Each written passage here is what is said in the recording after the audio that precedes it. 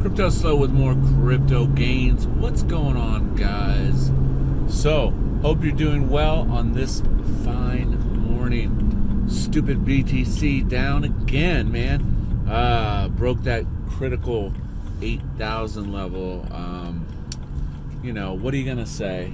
It's just frustrating that, all of this is going on and Bitcoin just continues to seem like it's being suppressed. And a lot of that goes to the pairings, and that the whole market is basically dependent on Bitcoin, which is great, but it's not so great. But anyways, on to today's topics. So number one topic, we're going to talk a little bit about about ChainLink, not XL. Yeah, so ChainLink. So the title of the video, why is ChainLink so important? I'm kicking myself in the head. I actually had 10,000 ChainLink at one point, and I sold it a while back ago, and I'm just kicking myself for it. So I never really understood what ChainLink was and why it's so important, and why it's such a front runner in what they're doing. And what basically the problem that ChainLink is solving is a thing called price oracles. And you're like, what is a price oracle? So basically, as blockchain evolves, hold on a second.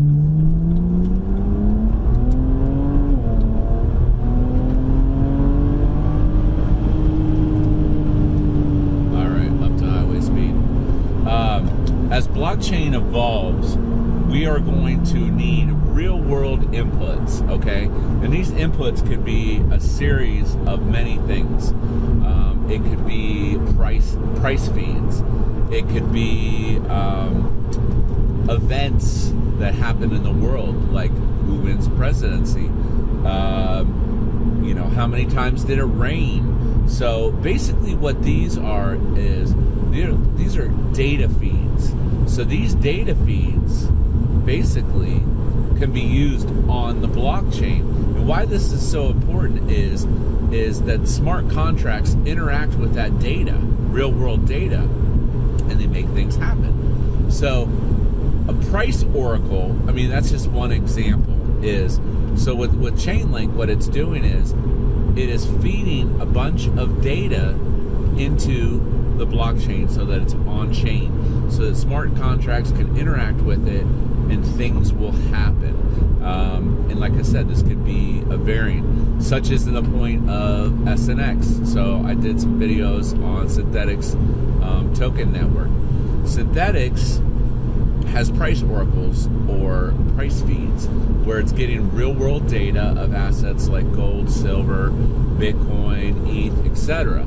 So you want those price feeds to be on chain so they can't be manipulated or changed, and they're consistent and they're never down. So that's one of the challenges with Synthetics network, is that they need these price oracles to be on chain. So that's kind of where the partnership with ChainLink, and that's kind of when I was introduced to that's what ChainLink does. ChainLink is a price oracle, or in more simplistic terms, price oracles are things that feed data streams onto the blockchain so that smart contracts can interact with them. So it's a very cool concept.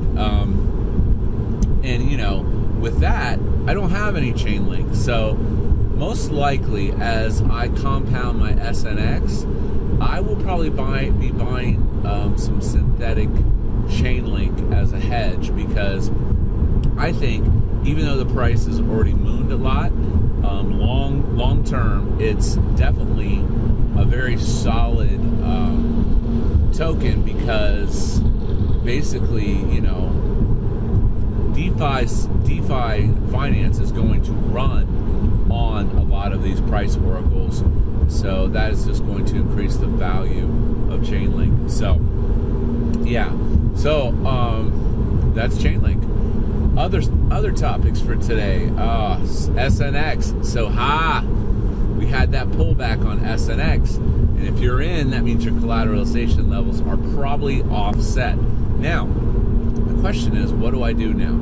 Keep in mind the incentive to maintain the 750% collateralization level is so you can collect your weekly divs. Now, those divs are good for 2 weeks. So basically you have 2 weeks to get your SNX collateralization level to a healthy point within 1%, and then you can grab your divs. Now, some things I've noticed from these last couple days. So we had that run up to $1.25, and if you were minting and hyper compounding, well, first let's pull it back. What is hyper compounding? All right, so I was in the Discord, and hyper compounding is what they said anyone new to SNX needs to be wary of. So what is hyper compounding on synthetics? Well, remember, you stake your SNX, and then you get SUSD minted, and then you're supposed to hedge an asset like synthetic Bitcoin, synthetic ETH, or take your SUSD outside of the system and hedge against a real world asset. And you can do that by going to Uniswap, swapping out your SUSD for real ETH, for something else, for whatever, and then trading that. Well, hyper compounding on synthetics is when your collateralization goes up to 800%. You hit the mint button, you get SUSD, then you go to Uniswap, you buy more SNX, and then you stake that SNX, and then you mint again. So it's a cycle, and it works until you have a price pullback, and then your collateralization level is completely upside down. Now, and then also keep in mind, you're growing that debt and you have nothing to recover it with. You're going to have to come up with the cash out of your pocket. Whereas if you bought a synth or a real world asset, at least you could cash that out and then pay off your SUSD if you wanted to unlock your SNX. Now, ultimately, the incentive is never to unlock your SNX, right? But I have a sneaking suspicion. What I noticed during this last run, this last couple days, was that on Uniswap, there is quite a bit of slippage, and the price FOMO's up, and it actually tracks 2 or 3 cents higher than what you could get like on KuCoin. So to have that instant swap. So be wary of that. You're doing a market order on Uniswap, so you kind of get forced into higher values, and if everyone's FOMOing and everyone's hyper compounding, then the price gets artificially run up, and then you're already paying a premium on top of that. So just be careful of that. So with that being said, moving forward, what do I think a better strategy is? I think a better strategy is to add 25% to your 13.33%. So if it's 750%, I'm going to have to do the math. I'll actually put the math in the video. You would multiply the 750% times 25%. What that allows you is, a 25% drop in your SNX, and you're still at a healthy collateralization level. So what I may do personally is I'll probably buy some more SNX today so I can get my collateralization level solid. I'll probably use KuCoin though, because Uniswap, like I said, it's front running and you're paying that premium. I'll deposit it, but I'll probably in the future use 800% as my base level. And you're like, why is that? Because then I could absorb well, actually, let me take that back. It's not 800%. It would be 750 times 25. So I have to find it out. But anyways, I will keep a level which is higher than 750, and I'll make that my new floor. Okay? That'll be my new floor. So then anything above my increased floor I will mint. So this will protect me against price drops on SNX, because I got a sneaking suspicion that during these FOMO rounds and when SNX is pumping, that there's some people that are dumping. And then they're repeating the cycle with the hopes that the volume will dry up and, the volume will dry up. Because what could happen technically is if people hyper compounded and minted, then,